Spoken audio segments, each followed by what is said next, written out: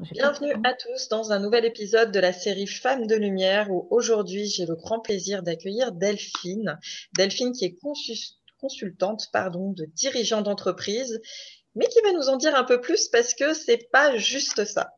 Bienvenue à toi Delphine et merci d'avoir accepté mon invitation. Avec plaisir, Anne-Claire. Alors, est-ce que tu as envie de nous en dire déjà un peu plus sur toi, sur qui tu es et qu'on arrive à développer un peu après l'ampleur de tout ce que tu apportes aux dirigeants d'entreprise? Avec plaisir. Alors, je suis Delphine Clave. Je travaille effectivement dans des domaines de direction et de management d'entreprise. Je te présente mon parcours. Allez.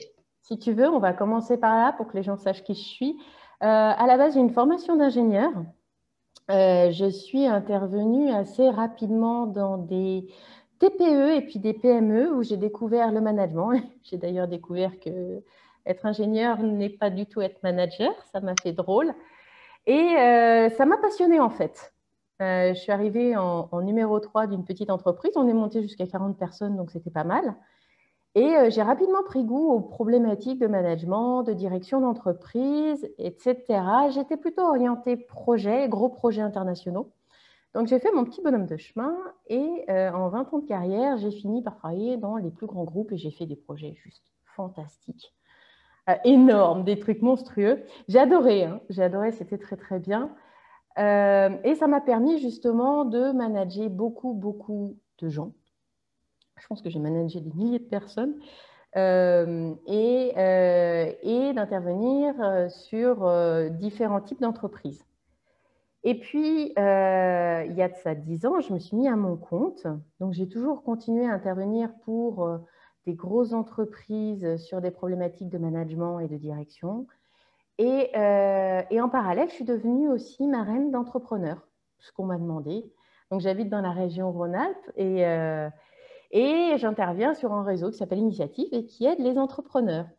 Voilà. Mais je me suis aperçue en accompagnant les entrepreneurs qu'il y a une première partie de vie de l'entreprise où l'entrepreneur est un entrepreneur, un solopreneur, comme tu peux le dire ou l'entendre parfois.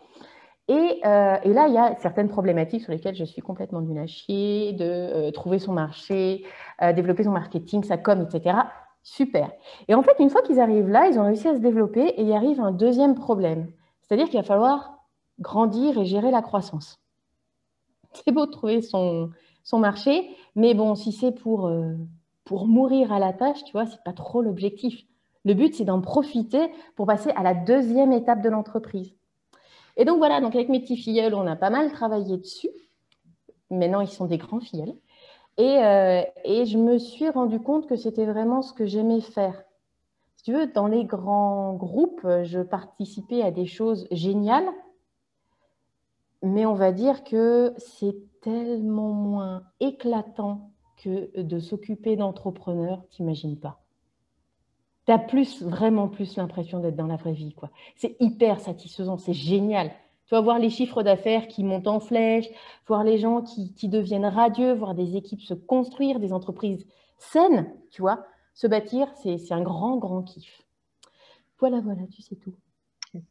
Alors, on en parlait tout à l'heure et je te remercie du coup de partager ça parce que c'est vrai que la première problématique d'un entrepreneur, comme tu dis, c'est d'arriver déjà à en vivre, à avoir une activité qui soit pérenne, à avoir voilà, de la prospérité dans son entreprise, que ça tourne, qu'il y ait des clients, etc. Bref, que l'activité soit installée. Et puis après, il y a, oh punaise, je réussis trop bien en fait. Et là, je sais plus, qu'est-ce que je fais? Et c'est vrai que c'est pas une fibre, voilà, qui est forcément innée de se dire, OK, donc maintenant, il faut que je développe une équipe, il y a une certaine stratégie, une vision à construire, etc. Et ça peut faire peur. Et puis, comme on le disait aussi tout à l'heure en off, il y a aussi ceux qui ont construit les choses d'une certaine façon, de façon peut-être parfois un peu paternaliste, et qui là se retrouvent à être juste overbookés parce qu'ils sont les couteaux suisses de l'entreprise, où ils font tout et où finalement c'est au détriment d'eux-mêmes, de leur propre équilibre, au détriment de leur vie personnelle, au niveau de leurs enfants, au niveau de leurs femmes, etc. Et bien souvent, ils sont un peu au bord du burn-out, un peu au craquage de l'entrepreneur et se disent, OK, donc là, c'est soit ma vie, soit ma boîte, mais j'y arrive plus. Et donc, en général, c'est à ce moment-là qui font appel à toi. Comment ça se passe du coup? Ouais, effectivement, en fait. Tu t'as bien dit au début, notre problème, c'est de développer notre société. Et une fois qu'elle se développe, en fait, on s'aperçoit que quand on est entrepreneur, notre société, elle se développe sur notre temps. C'est notre temps qui fait l'argent, tu vois. Et du coup, ben, comme on veut qu'elle se développe bien, on y met beaucoup de temps. Mais l'entreprise, c'est une coquine, hein. Elle prend ses habitudes. Tu lui as donné du temps, elle le prend, hein.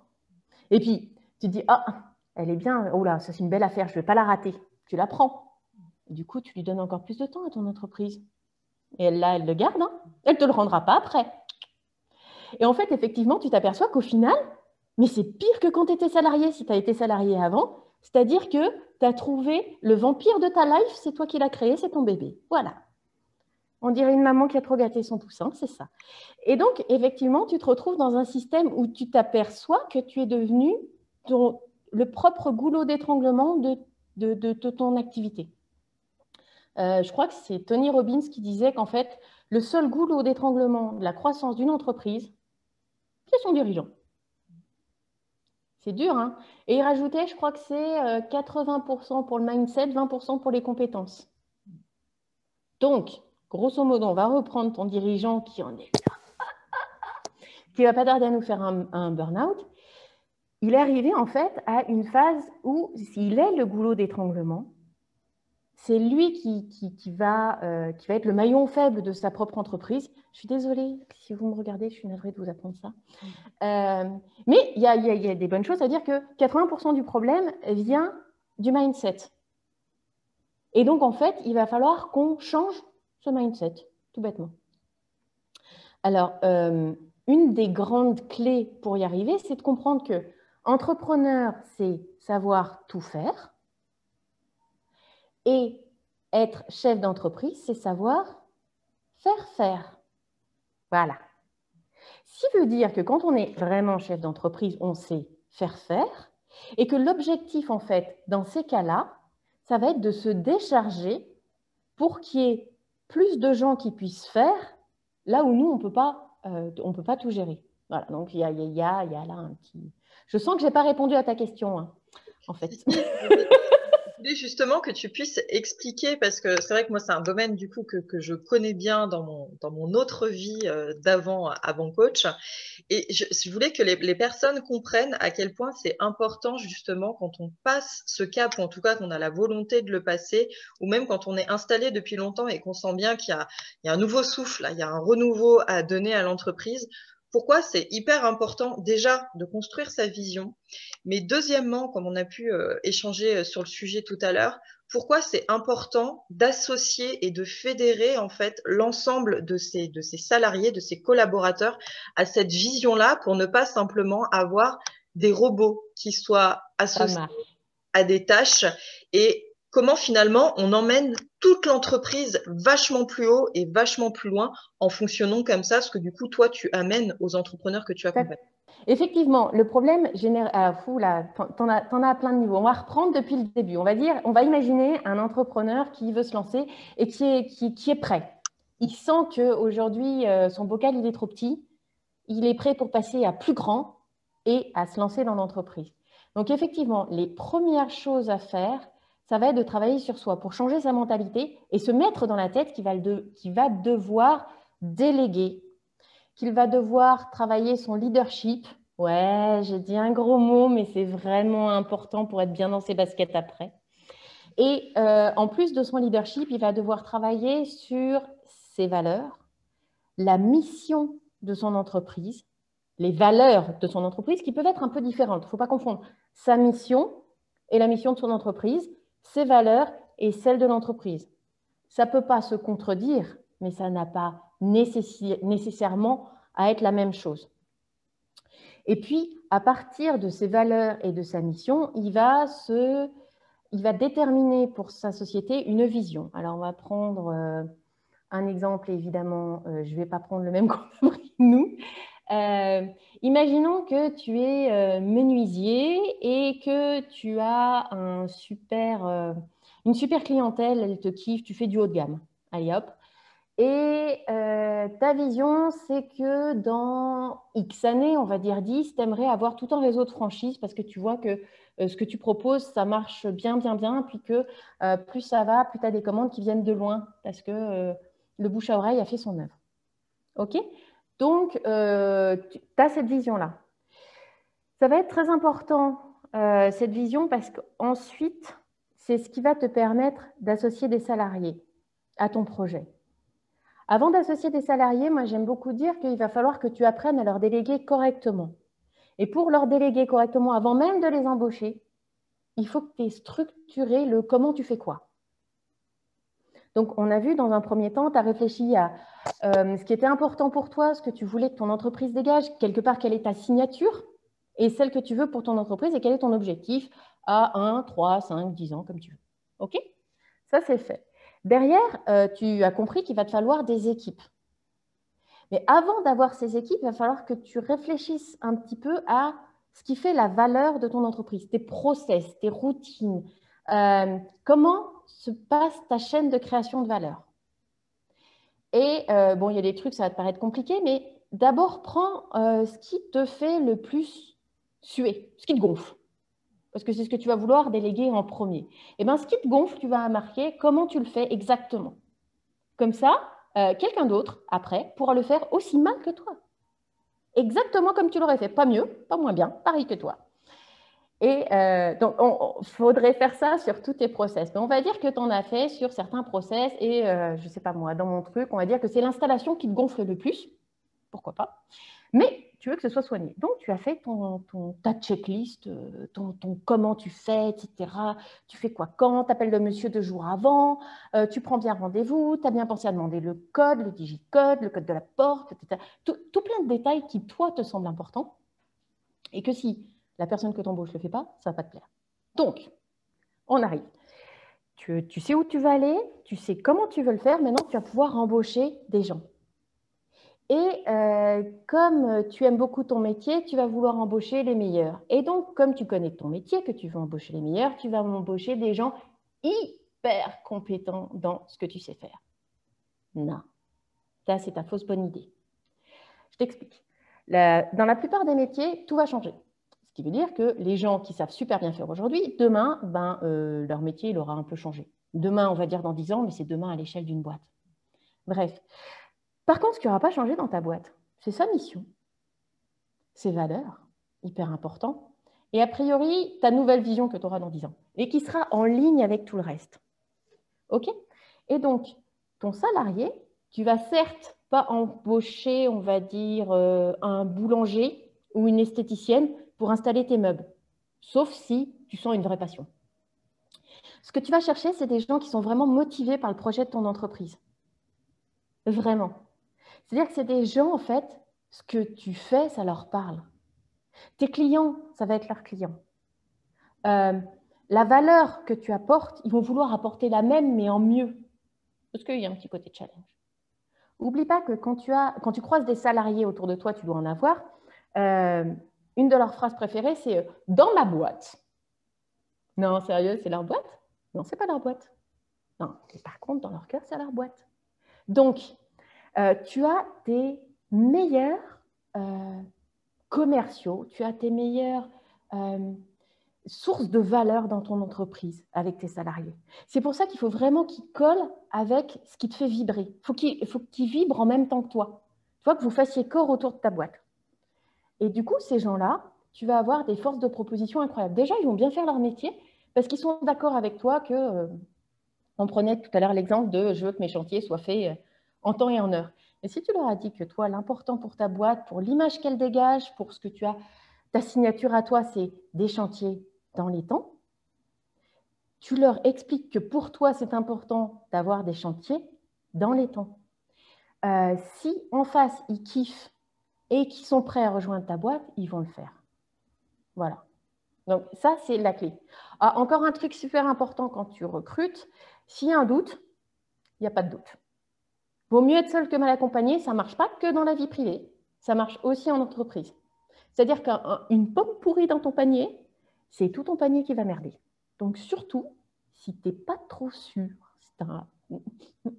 je sais pas, si ton instinct a parlé, tu l'embauches pas. C'est con, mais t'inquiète, tu trouveras. Voilà. Oui, je trouve ça tellement important. Je te remercie de partager ça parce que ça se fait très peu. Moi, j'ai beaucoup vu ça, comme on le disait aussi, sur les modèles anglo-saxons, sur les startups. Alors, je vais pas prendre des gros modèles comme Google et autres entreprises de la Silicon Valley, où on a l'impression que c'est la colonie de vacances et où les gens ont vraiment une autre philosophie de l'entreprise. Ça se fait aussi en France. Je l'espère de plus en plus, ou en tout cas que ça aura vocation à se faire de plus en plus.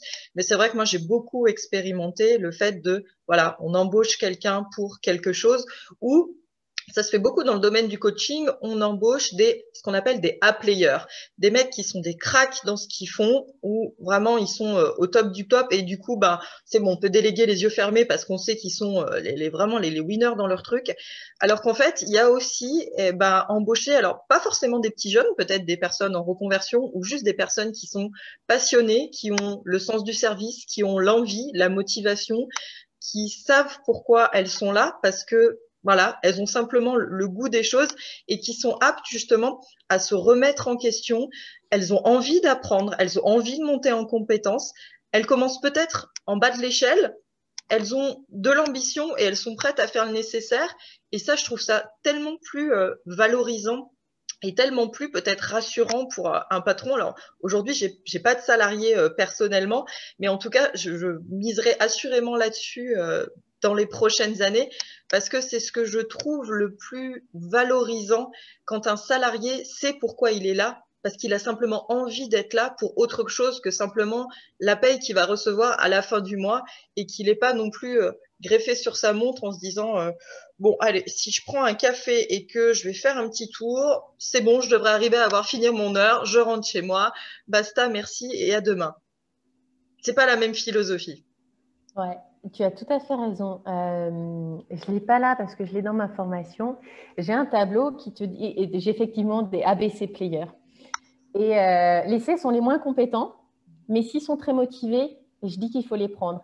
Les A players sont les plus compétents, mais si leur projet personnel ne correspond pas au projet de ton entreprise, il faut vraiment s'en méfier. Je te prends toujours l'exemple de mon menuisier haut de gamme. S'il a un compagnon qui voit les choses complètement différentes de lui, un compagnon, c'est un excellent ouvrier. Il y a un gros, mais gros niveau, sa race. Bref, c'est super. Mais s'il ne voit pas les mêmes choses que toi, je te promets que ta boîte, elle ne va pas y survivre. Un A-player, c'est un super gros danger. Parce que c'est la personne, tu te dis, il a tellement de valeur technique que je ne vais pas le virer quand même. Mais le problème, c'est que c'est un coup à ce qu'il emmène les gens dans sa direction plutôt que dans la tienne, si tu l'as mal choisi. Tu comprends? Au fur et à mesure que tu vas lui déléguer, lui, il va prendre, parce qu'il a la carrure pour prendre, tu vois, plus de jobs, plus de tâches. Mais le problème, c'est que si toi, tu avais prévu d'aller dans cette direction et que lui, il sent que c'est cette direction dans laquelle il veut aller, ça va être très difficile à concilier. Tu vois? Donc, un A-player, je te dirais, c'est presque plus dangereux qu'un moyen ou un mauvais. C'est incroyable, hein? Mais si ton A-player, tu ne l'as pas choisi sur ce qu'il a dans son cœur, tu vois, sur ce qu'il fait vibrer, c'est dangereux. C'est désolant parce qu'en plus, c'est des gens, quand tu les as recrutés, tu es trop content. Ah oui, oui, et puis ça limite, le niveau de technicité te rassure, alors qu'en fait, il y a clairement pas que ça. Et comment toi, justement, quand voilà, quand les personnes viennent à toi, les dirigeants viennent à toi pour des problématiques diverses et variées, comment tu arrives à leur faire faire ce switch, justement, de mindset où, bah, là, j'ai besoin de m'entourer, mais j'ai besoin de bien m'entourer, j'ai besoin de passer un peu de temps à peut-être justement choisir les personnes et pas simplement recruter au CV qui peut être un certain paraître finalement. Un CV, on n'en sait rien de la personnalité de la personne, on n'en sait rien de son propre mindset, on n'en sait rien de comment elle fonctionne avec les autres. Le savoir-être est complètement C'est ça, transparent. dans une petite entreprise, un CV, ça. C'est Donc, fou. comment justement, toi, tu les accompagnes à bien s'entourer et à ce que du coup, dans l'entreprise, il y ait cette relation de confiance aussi, de laisser une certaine marge de manœuvre dans le rôle finalement de chacun pour que ben, chacun soit dans cette élévation finalement de l'entreprise et que le dirigeant puisse se permettre de prendre des vacances, de des fois, je sais pas, ne pas travailler le mercredi après-midi Ouais, ou c'est quoi que ce fou, mais soit c'est un de mes objectifs qui en prennent des ayant, vacances. en ayant l'esprit tranquille en fait et pas en se disant ok bon là je m'autorise ça mais après il va quand même falloir que je check, que je passe un petit coup de fil ou que je repasse derrière pour être sûr que ça soit bien fait, etc. Et que voilà, l'entreprise fonctionne vraiment sur des bases saines où comme tu me le partageais tout à l'heure, si jamais il y a un imprévu, si jamais quelqu'un s'en va, si jamais voilà, quelque chose devait faire évoluer l'entreprise au niveau de son personnel, la vie continue de façon relativement sereine, en fait. Ouais, alors il y a plusieurs prises de conscience que doit avoir un chef d'entreprise. La première, effectivement, c'est qu'il faut se dire qu'un accident de la vie, ça arrive. Donc si demain, il a un accident, il n'est pas coupable, mais on lui rentre dedans, il a les deux jambes coupées. Il ne peut pas quitter l'hôpital avant très longtemps. Ou alors, pire que tout, il fait un AVC. Bref, peu importe. Qu'est-ce qui se passe de l'entreprise? Sachant que, comme je te le disais, les charges, c'est les charges. Elles s'en foutent que tu ne sois pas au boulot. Donc déjà, là, tu vois, tu as une première prise de conscience sur le manque de résilience de son activité. Et puis, de temps en temps, j'ai des patrons un peu plus âgés où je leur explique que leur boîte n'est pas vendable, par exemple. Comme ils font principalement la valeur de leur société, si je les enlève de l'équation, elle ne vaut rien, la boîte. Ah, ça fait chier quand même. C'est pas agréable. Donc, ce que je fais, c'est que, tu vois, tu as ces différents trucs. On travaille ensuite, je suis coach à côté. Et le début de mes accompagnements commence toujours par un coaching sur les croyances autour du patronat. Non, ce ne sont pas tous des voleurs et des cons. On peut être un super patron génial qui déchire, c'est pas impossible. Et on peut être un patron bien dans ses baskets. Tu vois, je dis souvent que moi, je fais des dirigeants BBB, bien dans leur tête, bien dans leur basket, bien dans leur business. Gros objectif, je me la pète. Donc, ce qu'on fait, c'est que pendant les premiers mois, on va travailler sur ces croyances, on va travailler sur eux-mêmes, sur leur leadership. Donc, j'ai un process que j'appelle le tailored leadership, parce que j'aime bien l'anglais, ça veut dire leadership sur mesure, où je leur fais passer des tests dans un organisme indépendant et puis on débriefe pour ajuster. Tu sais, on a souvent l'idée du chef un peu à la militaire, tu sais, Ouais. tu vois, genre grande gueule, etc. Oui, enfin bon, on peut être introverti, on peut être une femme, on peut être créatif, on peut être, en fait, le leadership s'adapte à la personnalité du dirigeant.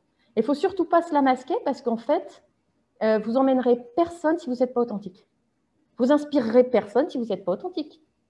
Donc, tu vois, il y a toute une phase quand même sur soi. Et pendant cette phase, on en profite dans notre recherche d'authenticité pour aller chercher les valeurs, la mission, tout ça, tout ça. Donc, tu vois, déjà là, je les amène à, on va dire, clarifier un petit peu leur position de dirigeants d'entreprise. Clarifier aussi où ils veulent emmener leur entreprise. C'est pas la même chose si tu me dis, comme dans notre premier cas, je veux avoir des franchises dans toute la France, ou si moi, je pense que j'aimerais bien monter mon entreprise à une trentaine de personnes. Je ne te dis pas que c'est interdit de changer, parce que dans 10 ans, il va peut-être me sortir que non, mais finalement, 500, ça me paraît mieux.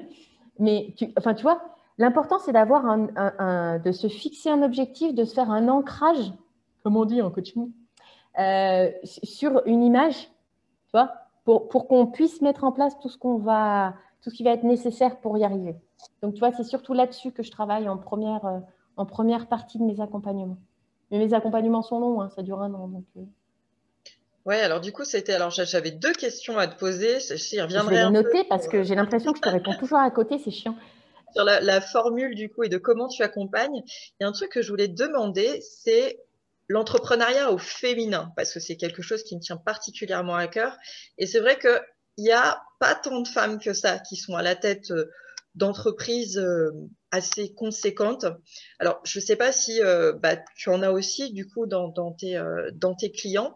Et je me demandais quel type de problématiques peut-être supplémentaires ou différentes ont les femmes entrepreneurs, chefs d'entreprise pour le coup, qui ont des équipes à manager, etc. Parce qu'on sait qu'en tant que femme, on a peut-être tendance à être un peu plus empathique, à être un peu plus à l'écoute de ses équipes, et puis en même temps, à pas vouloir non plus renier sa vie personnelle, sa vie de couple, à quand même vouloir être une bonne maman, ou en tout cas la maman qu'on a envie d'être. Et c'est vrai que tout ça, il y a bien souvent, ça se confronte, et puis on peut avoir aussi ce côté un peu maternant vis-à-vis de nos équipes, ce qui n'est pas toujours le mieux, en tout cas pour l'entreprise, quand on a quand même un certain positionnement à avoir pour que tout le monde avance et que on soit pas voilà dans quelque chose qui soit un peu plombant. Comment du coup voilà toi tu accompagnes Ouais, les femmes dans ces perspectives-là? tu as tout à fait raison sur un point, c'est-à-dire que pour les femmes, la question de la famille et de l'équilibre de vie revient direct. Quand elles viennent me voir, c'est un truc, c'est j'arrive pas. C'est d'emblée. Les hommes, il faut que madame ait déjà dit le mot divorce au moins 3 fois pour que ça arrive. Les femmes, non, elles sont très en amont là-dessus parce qu'on sent que est-ce que c'est notre société? Est-ce que c'est quelque chose de spécialement féminin? Je ne saurais pas te dire, mais la famille arrive très, très vite. On va dire que avec les tâches chiantes, c'est ce qui va arriver en premier. Toi, elles vont me dire, non, mais là, je sens bien, j'ai besoin, par exemple, de libérer du temps pour mes enfants. J'ai très souvent, j'aimerais pouvoir prendre un jour. Ce qui peut se faire, mais quand ton activité commence à monter en charge, tu te retrouves en fait prise. Toi, on va dire, l'entrepreneur alpha old school va très rapidement dire, non, mais moi, je mets tout dans mon entreprise. Facile. La femme va arriver beaucoup plus tôt en disant, non, il y a un souci d'équilibrage là, les mecs. C'est-à-dire que c'est 2 domaines importants de ma vie. Je n'ai pas décidé que je devais entretenir la famille. Je n'ai pas décidé que je devais me consacrer que à ma famille, tu vois. Donc, moi, je veux l'équilibre. Donc, ça, c'est un truc qui arrive très vite chez les femmes. Et effectivement, tu as ce côté cœur qui est très, très fort chez les femmes. Et effectivement, un petit peu maternant. Et effectivement, c'est pas génial. Non, mais c'est vraiment pas génial. Et en plus, il faut se dire que c'est pas un service à rendre à ses salariés.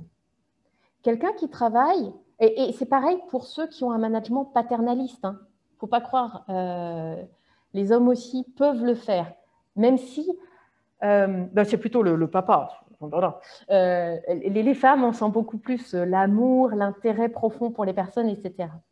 Mais quoi qu'il en soit, les salariés, c'est des adultes. Donc, ce n'est pas des enfants. On n'est pas leurs parents. C'est hyper important de remettre tout le monde en place. Pour moi, l'entreprise, c'est une aventure. Donc, quand on fait une entreprise en équipe, c'est une aventure en équipe. Ce n'est pas parce qu'il y a un skipper qui va donner le biberon aux autres. Donc, il faut bien savoir que, en tant que femme, on a peut-être une légère tendance à vouloir être maternante, mais ça n'est pas un service à rendre à nos salariés. C'est important pour eux, par respect pour eux, qu'on les traite comme les adultes qu'ils sont, même les jeunes. Ce n'est pas grave. On peut avoir une position de mentor, on peut conseiller, mais il faut limiter ça. Et d'une, parce que l'entrepreneur, le dirigeant a besoin d'avoir une distanciation avec ses équipes. C'est moche à dire et on n'a pas envie de l'entendre, mais on n'est pas là pour être amis. Équipier, oui, mais pas amis. Ce ne sont pas des pairs. Le fait d'avoir des équipes ne va pas résoudre le problème de la solitude de l'entrepreneur. Par contre, à être chef d'entreprise et à l'assumer va vous permettre de discuter avec d'autres chefs d'entreprise.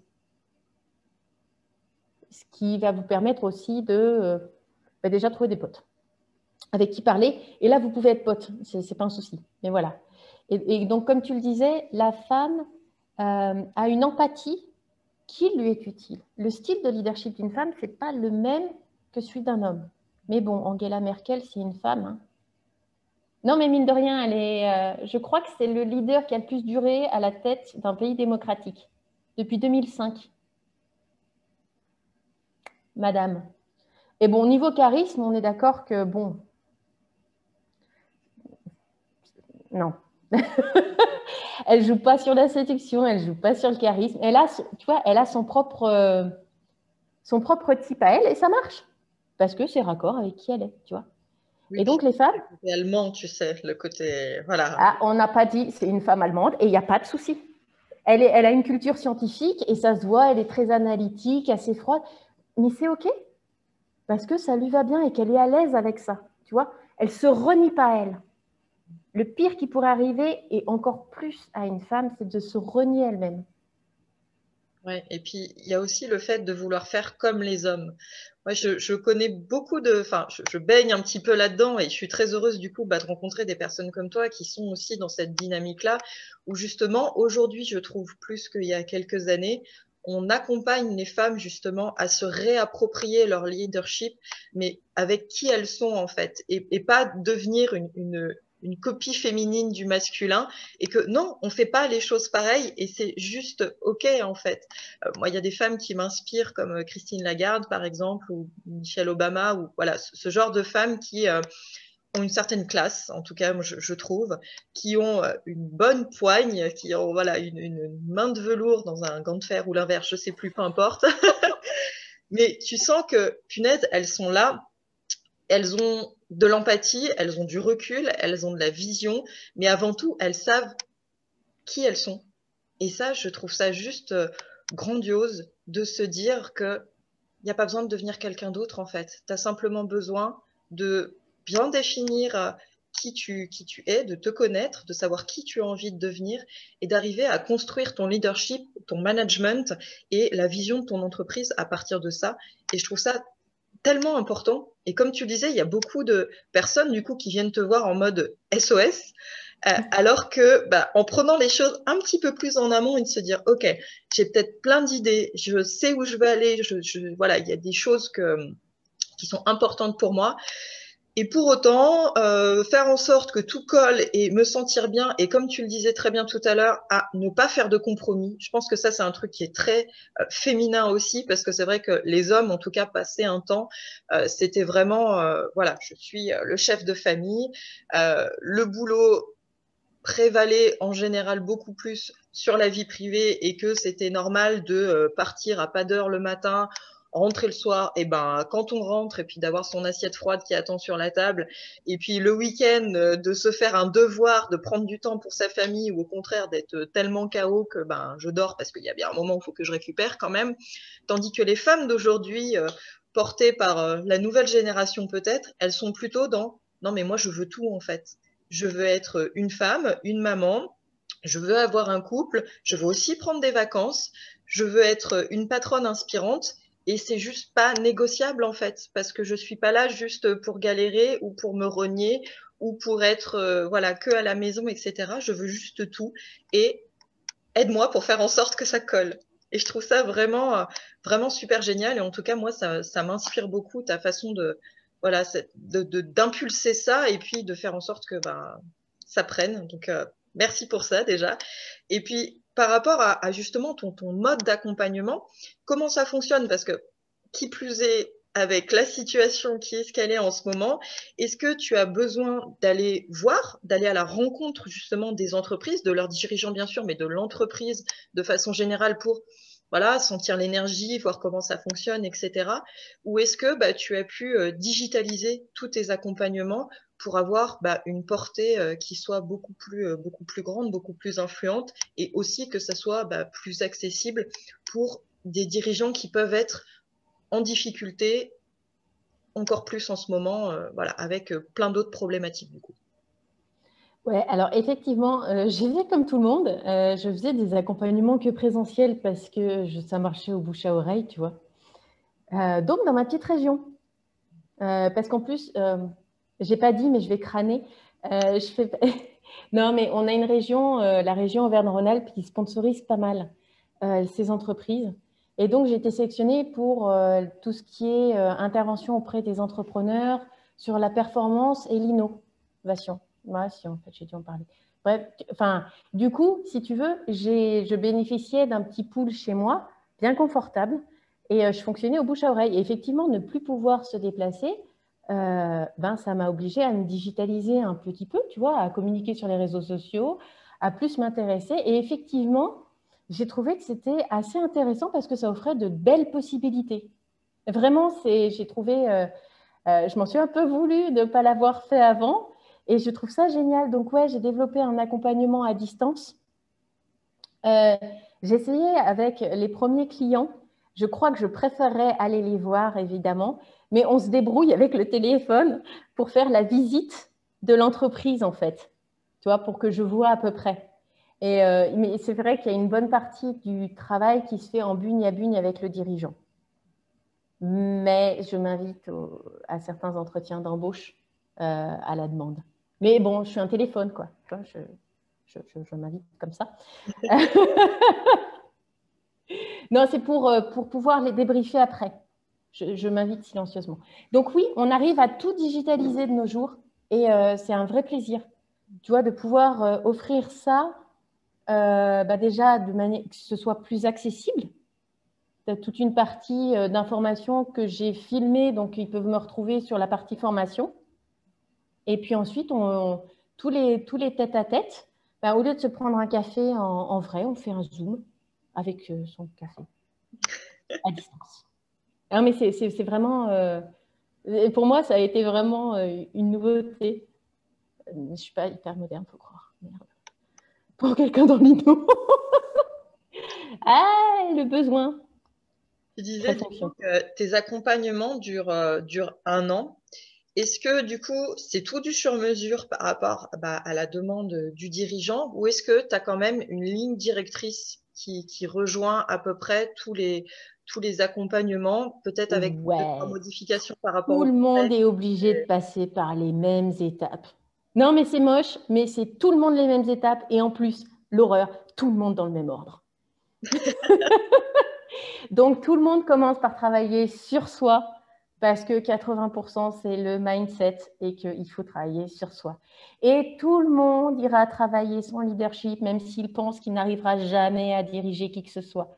Tout le monde. Et en particulier ces dames. Et l'avantage de le faire, il y a toute une partie, tu sais, qui est en ligne, et puis toute une partie où on se retrouve en face à face, enfin en écran à écran. Et là, c'est la partie où moi, j'ai la possibilité que ça dure un peu plus longtemps. Tu vois, par exemple, tant qu'on n'a pas réussi à mettre le vrai doigt sur la mission de l'entreprise, on ne passe pas à l'étape suivante. C'est trop important parce que j'ai vu trop d'entrepreneurs regretter ensuite, tu vois. Tous ceux qui viennent à moi alors qu'ils ont déjà une équipe et où on doit recadrer l'équipe et en virer certains, est-ce que vous avez vraiment envie d'avoir à virer quelqu'un ou est-ce que vous ne voulez pas d'abord qu'on travaille vraiment bien sur la mission et la vision? Généralement, on travaille sur la vision et la mission. Hein. Écoute, virer quelqu'un, ça n'enchante jamais. En plus, ça coûte super cher une heure casting. On a calculé, ça coûte vraiment super cher.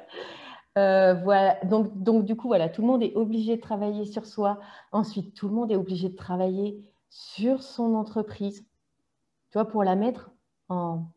Aujourd'hui, par exemple, dans ton activité, si elle venait à grossir, tu verrais qu'au fur et à mesure, tu as accumulé, comme on accumule dans les maisons, plein de choses qui ne sont pas vraiment super utiles, mais que tu les as quand même, tu vois. Donc ça, tu vois, on fait du nettoyage, on fait de l'optimisation. On automatise aussi tout ce qui doit être automatisé. On ne va pas embaucher des gens pour faire un travail de robot. Soyons pas déconnants. Ça coûte beaucoup moins cher le robot et puis surtout, c'est pas passionnant. Donc, on ne va pas prendre quelqu'un pour faire un copier-coller. Tu vois. Typiquement, on ne va pas copier-coller son compte bancaire dans son logiciel de compte. On met un Zapier et puis ça fait. Bref, soyons modernes.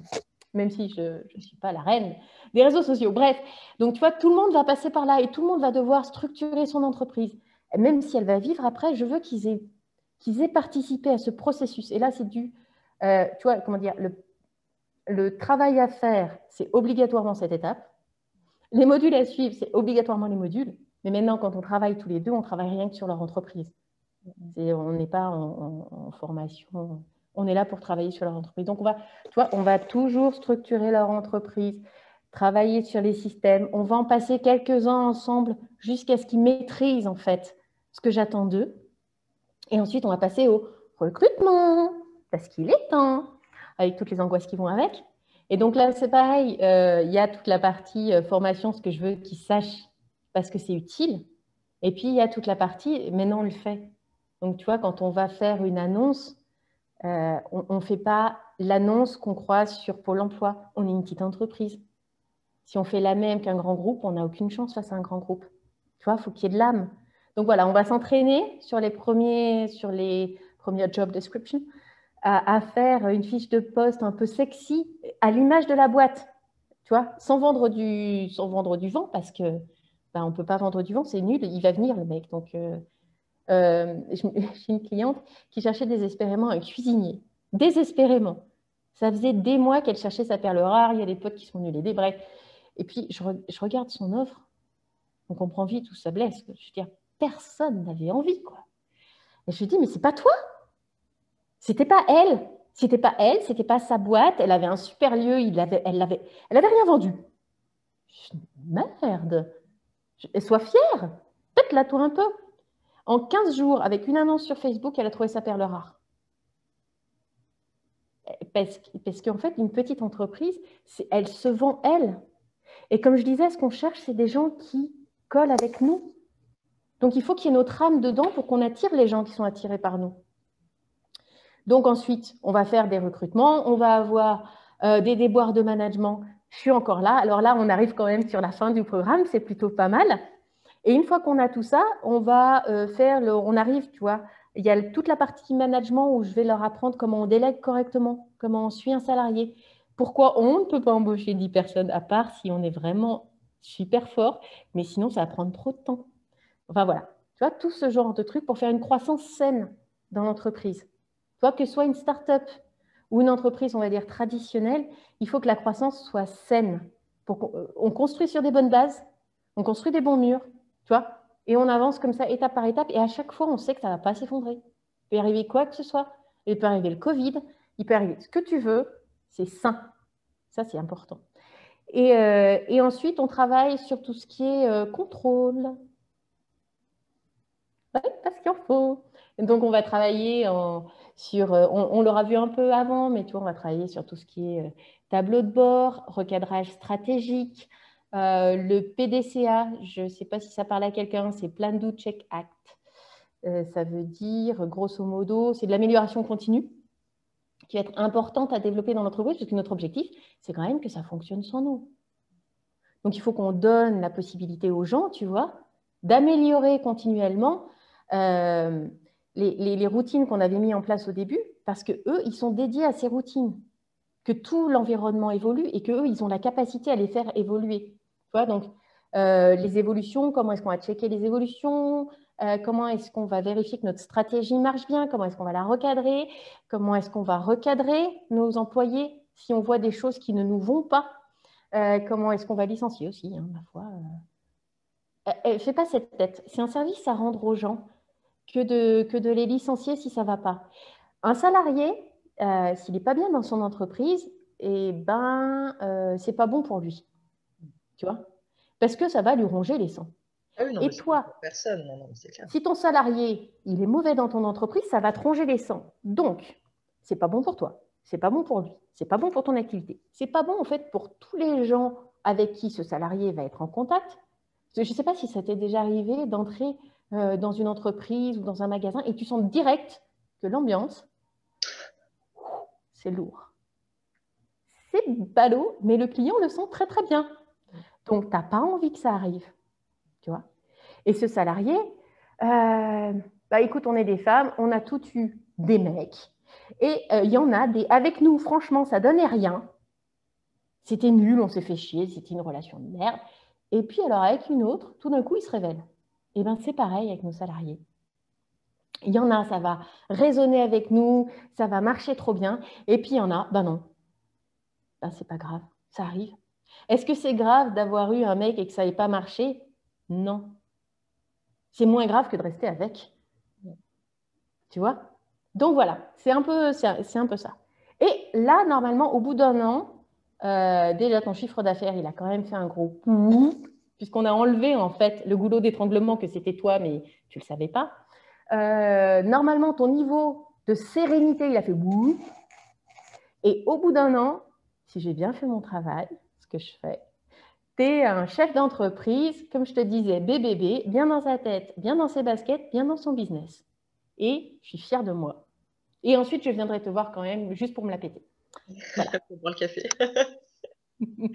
Quand j'aurai le droit. Est-ce que du coup, ta façon de fonctionner et ce que tu apportes, ça peut aussi marcher pour des entreprises qui sont en pleine remise en question en ce moment, de par le contexte, de par voilà, que les choses ne fonctionnent pas comme elles voudraient, et où clairement, il faut fonctionner autrement, il faut se réinventer, et le chef d'entreprise, c'est pas forcément toujours comment s'adapter au contexte et faire en sorte que la boîte puisse quand même tourner malgré tout. Alors, il y a différentes problématiques. Il y a une problématique de positionnement et de marché, si tu veux. C'est-à-dire que si l'entreprise doit changer son positionnement et son marché, ce n'est pas à moi qu'il va falloir faire appel.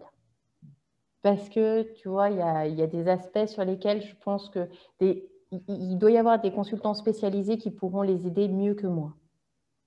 Maintenant, si c'est épuré, enfin, si l'idée, c'est toujours la même, je pense que oui, là, il faut faire appel à moi. Parce qu'on va travailler en équipe, du coup. D'habitude, je travaille surtout avec le dirigeant. Mais là, la mission, les valeurs, la vision va pouvoir se faire en équipe. Je précise que je travaille qu'avec des entreprises de moins de 20 salariés. Sinon, je vais avoir du mal là sur l'équipe. Donc, il y a ce travail. Il y aura toujours le travail en solo du dirigeant, parce que c'est hyper important. Il y aura un travail, tu vois, du coup, la mission et les valeurs, la vision, ce sera plus en équipe. Et ensuite, je te disais que je faisais passer des tests de leadership aux dirigeants. Mais dans ce cas-là, ce que je fais, c'est un leadership d'équipe, tu vois, histoire d'adapter. De manière à ce qu'ils puissent, en fonction de leur stratégie, tu vois, qu'ils auront vu avec la vision. La vision, ça permet d'asseoir sa stratégie et de choisir comment est-ce qu'on va attaquer les choses. Savoir en fait ce qu'on va mettre en place, savoir comment on va se réorganiser, comment on va éventuellement se restructurer. Voilà. Donc, je ne peux pas intervenir sur la partie notre produit ne correspond plus au marché. Le market fit, ce sera autre chose. Ce sera plus une... Enfin, j'en fais, mais c'est plus quand j'interviens en innovation plutôt que dans cet accompagnement-là. Et cet accompagnement-là, il est vraiment voué en fait à mettre en tous les, comment dire, toutes les forces vives dans l'entreprise, tu vois, à travailler dans le bon sens. Donc, si l'entreprise a besoin de faire un flap, tu vois, un gros focus, ça marche.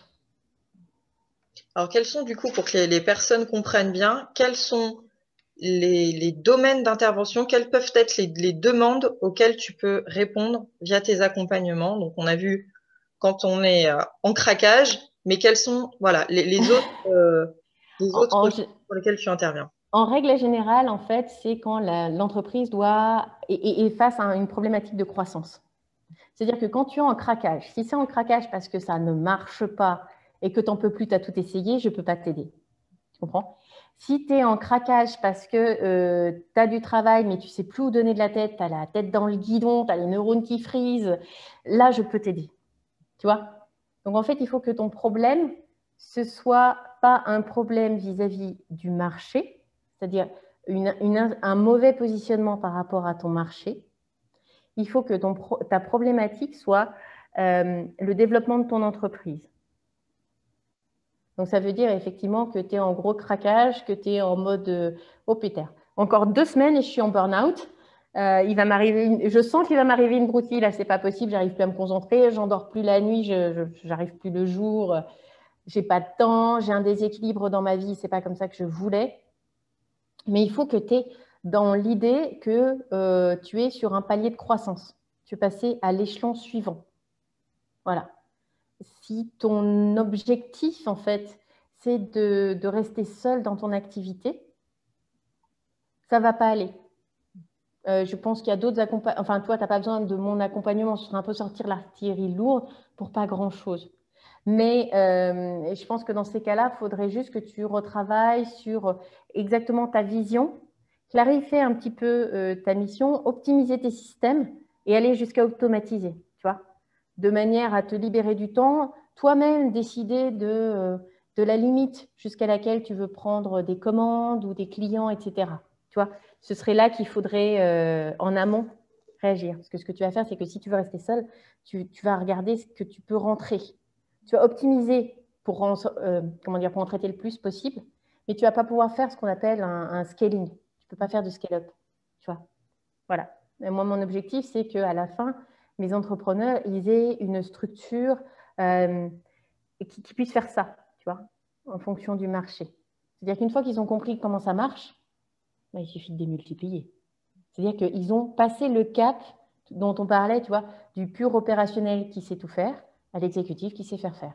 Et donc, à partir de là, ils se retrouvent vraiment à la tête d'une entreprise, d'une vraie entreprise, dans laquelle tu peux enlever le dirigeant ou le remettre. Donc, comme tu disais tout à l'heure, le dirigeant, il peut partir en vacances, l'entreprise tourne. Le dirigeant, il peut revendre. D'ailleurs, c'est très bien quand tu revends, tu vois, en FUSAC, d'avoir fait tout ce qui est mission, valeur et d'avoir une entreprise bien soudée, parce que ton entreprise, elle aura plus de valeur parce que du coup, le repreneur, il reprendra mieux. Enfin bref, voilà. Okay. Donc, tu vois, ça ne s'adresse pas forcément à tout le monde, mais du coup, c'est diablement efficace pour ceux auxquels ça s'adresse. Eh ben, faut bien que ça...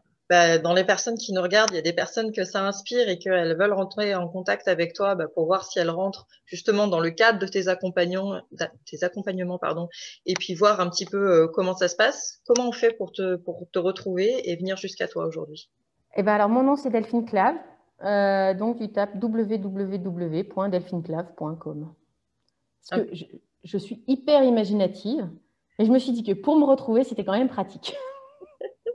Écoute, je ne manquerai pas de mettre le lien, comme ça ce sera encore plus pratique, vous n'aurez plus qu'à cliquer. Je te laisse le petit mot de la fin. Est-ce que tu aurais un conseil à donner justement aux entrepreneurs qui se reconnaîtront là-dedans pour faciliter ce switch et se sentir vachement plus serein dans son activité par rapport à cet équilibre dont on parlait tout à l'heure avec sa propre vie? Ouais, mais le truc important, c'est que vous compreniez qu'il faut arrêter de vouloir tout faire vous-même. C'est hyper important. Et que vous allez, pour retrouver la sérénité, devoir faire. C'est difficile à accepter, mais vous allez voir, ça se fait super bien. Et sinon, comme je te disais, toute activité peut s'optimiser. Tout ce que vous faites peut s'optimiser. Donc, n'hésitez pas à lister ce que vous faites et à regarder ce qui colle en fait avec la mission que vous vous êtes donnée dans votre entreprise. Je vais vous donner un exemple simple parce que ça parle mieux. J'ai une mission personnelle, mais quand je la traduis dans mon entreprise, je veux aider les entrepreneurs à voir grand. C'est la mission, donc c'est quelque chose de pas vraiment accessible, mais peu importe. La mission, ça doit toujours être un petit peu inspirant quand même, il faut se lever le matin avec ça.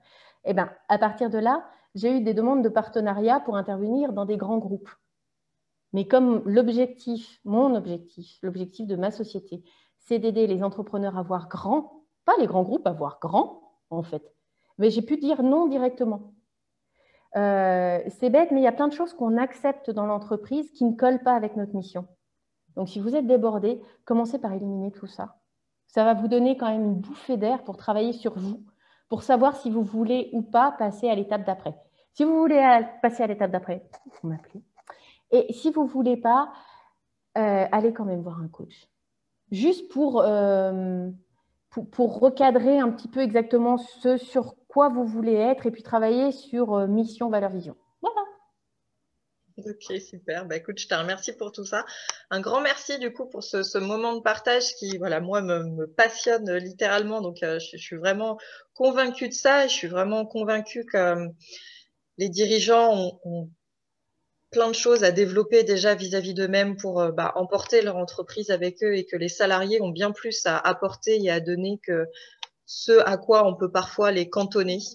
Donc, je le souhaite vraiment du fond du cœur que de plus en plus les entrepreneurs fassent appel à des personnes comme toi pour justement sortir leurs salariés de carcans qui parfois sont bien trop étroits, alors qu'il y aurait voilà, tellement plus à en retirer et puis simplement les faire participer à la vie de l'entreprise. Je souhaite vraiment que les choses puissent se développer comme ça, parce qu'aujourd'hui, je connais énormément de salariés qui, du coup, claquent la porte et puis font quelque chose pour eux, parce que du coup, justement, ils étaient plus en adéquation avec la vision de l'entreprise, ou parfois même vraiment en fight avec leurs dirigeants. Donc, je trouve ça vraiment dommage, parce qu'il y a une grande fuite de compétences et d'intelligence aussi bien pratique qu'émotionnelle qui part des entreprises aujourd'hui, parce que voilà, il y a quelque chose qui colle plus, et je trouve ça vraiment dommage. Donc, merci du fond du cœur pour ce que tu fais. En tout cas, moi, ça me touche énormément. Merci d'avoir accepté mon invitation. À très bientôt, Anne-Claire. Merci à vous d'avoir regardé cette vidéo. Je vous Au souhaite une revoir. magnifique journée à tous. J'espère que ça vous aura inspiré, que si vous êtes dirigeant, ne passez peut-être pas trop de temps à vous poser 12 000 questions et puis à tourner en rond, à des fois pas savoir comment faire, et puis aller voir directement les bonnes personnes. Vous prendrez un sacré raccourci. Belle journée à tous et à très bientôt pour une prochaine interview.